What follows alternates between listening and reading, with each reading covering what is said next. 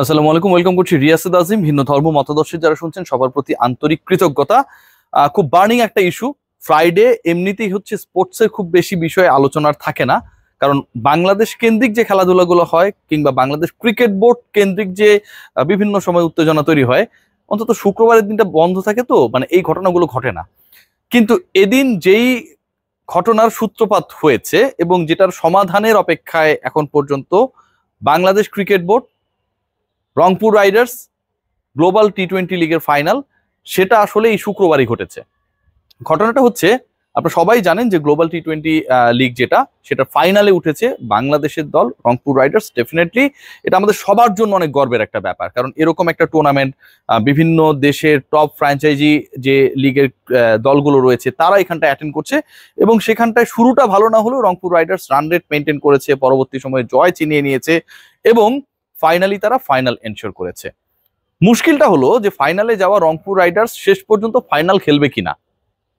Final খেলতে হলে তো আপনাকে ক্রিকেটই খেলতে হবে, আর ক্রিকেট যদি আপনি খেলতে চান, সেই টি-20 লিগটা যেই মানে দেশেরই হোক না কেন বা যেই টুর্নামেন্টই হোক না কেন, এটা নাম যাই হোক না কেন, আপনাকে 11 জন ক্রিকেটার নিয়ে মাঠে নামতে হবে। প্রশ্ন হলো যে 11 জন ক্রিকেটার এই মুহূর্তে রংপুর নামানোর অবস্থায় আছে কিনা। খুশদিল শাহ, রংপুরের ডেরার একজন ক্রিকেটার, তিনি শেষ পর্যন্ত খেলতে পারছে না, তাকে পিসিবি তলব করেছে, একজন মাইনাস হয়ে গেলেন। মোহাম্মদ সাইফুদ্দিনের কথা আপনারা জানেন, মোহাম্মদ সাইফুদ্দিন ইনজুরির কারণে নেই। রংপুরের স্কোয়াড 12 জনের, এবং সেই 12 জনের মধ্যে 3 জন ক্রিকেটার এমন রয়েছেন যারা হচ্ছে বাংলাদেশ দল যে ওয়ানডে সিরিজটা শুরু করবে ওয়েস্ট ইন্ডিজের এগেনস্টে 8 তারিখে, অর্থাৎ মানে একদিন পরেই সেই ওয়ানডে দলে তারা রয়েছেন। 3 জন ক্রিকেটার বাংলাদেশের ওয়ানডে দলে রয়েছেন, যেই 3 জন ক্রিকেটার রংপুরের গ্লোবাল টি-20 লিগের দলেও রয়েছেন। এবং এই পার্টিকুলার 3 জন ক্রিকেটারকে BCB NOC, no objection certificate বা অনাপত্তি পত্র দিয়েছে ডিসেম্বরের 5 তারিখ পর্যন্ত। অলরেডি ডিসেম্বরের 6 রানিং, কিন্তু ফাইনালটা তো হবে আগামীকাল সকালবেলা।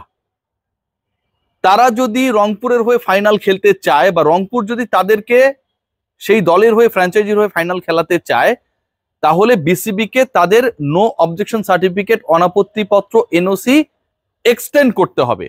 3 জন ক্রিকেটার, সৌম্য সরকার একজন রয়েছেন গুরুত্বপূর্ণ ক্রিকেটার এই মুহূর্তে, আফিফ হোসেন ধ্রুব রয়েছেন, রিশাদ হোসেন রয়েছেন। এখন এই 3 জন ক্রিকেটার ছাড়া বাংলাদেশের ওয়ানডে দলটা এই মুহূর্তে যেটা অবস্থান করছে সেন্ট কিটসে, সেটাও তো মাত্র 12 জনের। বিসিবি এমন একটা সিচুয়েশনে পড়েছে, বিসিবির সিচুয়েশনের থেকে রংপুর বেশি এমন একটা মুশকিলের মধ্যে পড়েছে যে এই 3 জন ক্রিকেটার যাদের এনওসির মেয়াদ অলরেডি এক্সপায়ার্ড ইনফ্যাক্ট, সেই 3 জন ক্রিকেটার যদি এভেলেবেল না থাকে, বিসিবি যদি তাদের এনওসি এক্সটেনশন না করে, তাহলে 11 জন ক্রিকেটার যারা ওই ফাইনাল ম্যাচটায় মাঠে নামবে খেলতে, 11 জন ক্রিকেটার বা 11 জনের দল গড়তে পারবে না রংপুর। তাদের হাতে সেই ক্রিকেটার নেই, ইনজুরির কারণে, পিসিবি তলবের কারণে, বা নিজেদের অনেকটা আমার কাছে মনে হয় অপরিণামদর্শিতার কারণে। একটা দল যখন জানে আগে থেকে যে আমার ন্যাশনাল সাইডের যে ক্রিকেটাররা রয়েছে তাদের এনওসি দেয়া আছে 5ই ডিসেম্বর পর্যন্ত, সেই দলটা নিশ্চয়ই সেই প্রিপারেশনটা আগে থেকে নেওয়া দরকার ছিল। এনওসিটা তো বাংলাদেশ ক্রিকেট বোর্ড গতকাল দেয়নি, গত পরশুও দেয়নি। এনওসি দিয়েছে যখন তারা খেলতে গেছে মোটামুটি সেই সময়ের সমসাময়িক সময়, তাই তো? এনওসি যখন দেয়া হয়েছে, সংশ্লিষ্ট ফ্র্যাঞ্চাইজি তো জানে যে কোন ক্রিকেটার কতদিন পর্যন্ত এভেলেবেল, তাহলে সেই পার্টিকুলার ফ্র্যাঞ্চাইজি কেন তাদের বিকল্প ক্রিকেটার কারা হতে পারে কিংবা অ্যারেঞ্জমেন্টটা কিভাবে হতে পারে সেই কাজটা করবে না? রংপুর এই কাজটা করে নাই।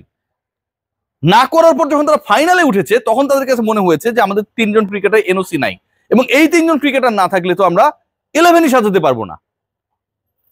অনেক জায়গা থেকে অনেক ধরনের আলোচনা রয়েছে, আমি বিভিন্ন জায়গায় দেখেছি যে অনেকেই বলছেন যে ঠিক আছে বিসিবি তো এনওসি বাড়ালেই পারে। এবং প্রশ্নটা অন্য জায়গায়, এই প্রশ্নটা আমি করতে চাই এবং আপনারাও একটু দয়া করে এই প্রশ্নের উত্তর দেবেন। বলা হচ্ছে যে 1.5 থেকে 2 ঘন্টার যে ট্রাভেলিং ডিস্টেন্স যেখানটায় খেলা হবে, সেখান থেকে সেন্ট কিটসে, যেখানটায় বাংলাদেশ ওয়ানডে খেলবে রাত পহলে, মানে একদিন পরেই 8 তারিখে, সেই জায়গায় গিয়েই তো বাংলাদেশের ক্রিকেটাররা খেলতে পারে। 1.5-2 ঘন্টা তো এমন কোনো ব্যাপার না। বাংলাদেশের সমসাময়িক যারা আমরা কাজ করছি আমাদের প্রজন্মে, আমি এবং দেব চৌধুরী আমরা সবচেয়ে বেশি ওয়েস্ট ইন্ডিজে গেছি, 3 বার আমরা মোটামুটি ট্রাভেল করেছি, এবং এমন কোনোবার হয় নাই যেবার ফ্লাইট ডিলে, 12 ঘন্টা 13 ঘন্টা পিছায় যাওয়া, প্রপার টাইমে যেই ডেস্টিনেশনে যাচ্ছি সেখানটায় পৌঁছানো, এই ভেজালগুলো লাগে নাই। ব্যাগেজ মিসিং তো হচ্ছে একদমই কম। এই ঘটনাগুলো যখন ঘটে, এবং এই ঘটনাগুলো রিপিটেডলি ঘটে। ওয়েস্ট ইন্ডিয়ান ফ্লাইট মানেই আপনার ব্যাগেজ মিসিং হবে, আপনি প্রপারলি মানে মোস্ট অফ দ্য টাইমস আপনার ফ্লাইট ল্যান্ডিং টেক অফ করবে না, শিডিউল ঠিক থাকবে না, অনেক সময় সেটা একদিন এক রাত পিছিয়েও যেতে পারে। সিরিয়াসলি বলছি, এই ঘটনাগুলো প্রচন্ড ভাবে ঘটে এবং ক্যারিবিয়ান ফ্লাইটসে এই ঘটনা ঘটবে। এখন রংপুরের হয়ে যদি 3 জন ক্রিকেটার ফাইনালটা খেলে, বিসিবি এক্সটেনশনও করে তাদের এনওসি যে ফাইনালটা বাবা তোমরা খেলো, যেহেতু ফাইনালে গেছে, এটা আমাদের দেশের সম্মানের ব্যাপার। কোনো কারণে এই 3 ক্রিকেটার প্রপারলি সেন্ট কিটসে পৌঁছাতে পারলো না, কোনো কারণে এই ক্রিকেটাররা যদি সেন্ট কিটসে পৌঁছাতে না পারে, এর দায় দায়িত্ব কে নেবে? এর দায় দায়িত্ব কি রংপুর রাইডার্স নেবে? এর দায় দায়িত্ব বিসিবি কে নিতে হবে। আবার খুব ইন্টারেস্টিং যে আপনি একটা ন্যাশনাল টিম আপনার দেশের ফ্ল্যাগ বেয়ার করছে, জাতীয় দল কিন্তু ফ্র্যাঞ্চাইজি দল না, সেই দলে 3 জন ক্রিকেটার সকালে এসে বিকালে ম্যাচ খেলবে, এটা কি আপনি অ্যালাউ করবেন নাকি? এটা হয়? এটা তো সবকিছু সব মহলে সব ধরনের ক্রিকেটারের জন্য বাজে এক্সাম্পল। বিসিবি যদি এই মুহূর্তে এনওসি এক্সটেনশনে কোনো পরিকল্পনা করে, সেটা সব ধরনের ক্রিকেটের জন্য, আমি মনে করি বাংলাদেশে যত ধরনের ক্রিকেট পরিচালিত হয়েছে, প্রচলিত রয়েছে, সবকিছুর জন্য একটা বাজে এক্সাম্পল। আপনি 5 তারিখ পর্যন্ত এনওসি দিয়েছেন, একটা দল ফাইনালে উঠেছে, এরপর আপনি সেটাকে এক্সটেন্ড করে 7 তারিখ পর্যন্ত দিয়ে রাখছেন। এটা কোনোভাবে অ্যাকসেপ্টেবল না। আজকে 6 তারিখ, রাত পোহাবে, তারপর খেলা হবে, কোনোভাবে অ্যাকসেপ্টেবল না। জাতীয় দলের ঊর্ধ্বে কি ফ্র্যাঞ্চাইজি লিগে ফাইনালে ওঠা কোনো দলের স্বার্থ বিসিবি দেখবে কিনা, সেটাও একটা প্রশ্ন। ধরেন কোনো সমস্যা হলো না, আলটিমেটলি একটা টিমে ক্রিকেটারদের তো ম্যাচ করারও ব্যাপার থাকে। এখন আপনারা বলবেন জাতীয় দলের ক্রিকেটাররা তো তারা তো একসাথেই থাকে। নো, আফিফ হোসেন ধ্রুব তো ন্যাশনাল টিমে ঢুকেছে 1 বছর পরে, এবং এই সময়ের মধ্যে জাতীয় দলে অনেক কিছু পরিবর্তন হয়ে গেছে। সাকিব আল হাসান আউট হয়ে গেছে, নাজমুল হোসেন শান্ত নিয়মিত ক্যাপ্টেন তিনি নেই, মেহেদী হাসান মিরাজের নিশ্চয়ই আফিফের সাথে পরামর্শ করার পরিকল্পনা করার ব্যাপার স্যাপার রয়েছে। সেটা কি ম্যাচের আগে তার সাথে আলোচনা করবে? পসিবল? নিশ্চয়ই না।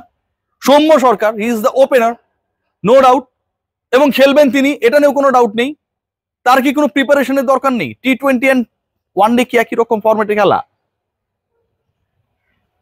আমার কাছে মনে হয় যে এই সিচুয়েশনটা তৈরি হয়েছে, এটা দুদিক থেকেই আসলে কাটছে, দুদিক থেকে আসলে একটা সিচুয়েশন তৈরি হচ্ছে যেটা আসলে আপনাকে অনেক বেশি বিব্রত করবে। রংপুর যদি ফাইনালটা খেলতে না পারে, এটা কোনোভাবেই শুভকর কিছু না। গ্লোবাল টি-20 লিগে আমার দেশের একটা দল গেছে, একটা ফ্র্যাঞ্চাইজি গেছে, তারা ফাইনাল খেলতে পারছে না, এটা মেনে নেওয়ার মতো না। আবার যদি রংপুরের সাথে ফাইনাল খেলার জন্য 3 জন এক্সট্রা ক্রিকেটারকে, এক্সট্রা কি 3 জন ক্রিকেটারকে যাদের এনওসিটা অলরেডি এক্সপায়ার্ড, সেটাকে এক্সটেনশন দেওয়া হয়, বিসিবি যদি দেয়, এটার কারণে যদি ন্যাশনাল টিমে কোনো প্রভাব পড়ে, অবশ্যই পড়বে। ফ্লাইট ডিলে হলো, দেরিতে পৌঁছালো, 2-3 জন রিপোর্টার অলরেডি ওয়েস্ট ইন্ডিজে ওয়েট করে আছে ক্যামেরা নিয়ে যে কখন এরকম কোন একটা ঝামেলা হবে এবং আমরা নিউজ করব। সিরিয়াসলি আমি বলে দিলাম আপনাদের কাছে, বিসিবির কাছে প্রশ্ন ফাঁস করে দিলাম, অলরেডি রেডি হয়ে আছে, এয়ারপোর্টে আশপাশে গুড়গুড় করবে কালকে থেকে। তখন হবেটা কি?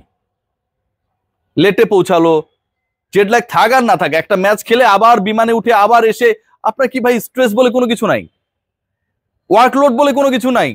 টি-20 খেলে, একটা লিগ খেলে আপনি সরাসরি ন্যাশনাল টিমে গিয়ে কয়েক ঘন্টার মধ্যে আবার ম্যাচ খেলতে নেমে যাবেন। ওই মাঠের সাথে, ওখানকার উইকেটের সাথে, ওখানকার পরিবেশের সাথে, ওখানকার হাওয়া বাতাস আলোর সাথে অভ্যস্ত হওয়ার তো ব্যাপার স্যাপার রয়েছে। সেটা কি বাংলাদেশের ক্রিকেটাররা হবে না? কি হবে আমরা জানি না, তবে যে জিনিসটা হচ্ছে এটা আদর্শ না। যদি রংপুর ফাইনাল খেলতে না পারে, এটাও আদর্শ না। রংপুরে আগে থেকে এই প্রিপারেশনটা রাখা উচিত ছিল, যেহেতু 5 তারিখ পর্যন্তই এদের এনওসি, শেষ মুহূর্তে গিয়ে এক্সটেনশন হবে, এটা খুবই আইডিয়াল না। এবং আরো একটা প্রশ্ন, শেষ প্রশ্ন আমি রেখে আমার আলোচনাটা শেষ করব। যেই 3 জন ক্রিকেটার এনওসি অলরেডি এক্সপায়ার্ড, তারা কি এখন পর্যন্ত সেন্ট কিটসের উদ্দেশ্যে রওনা দিয়েছে?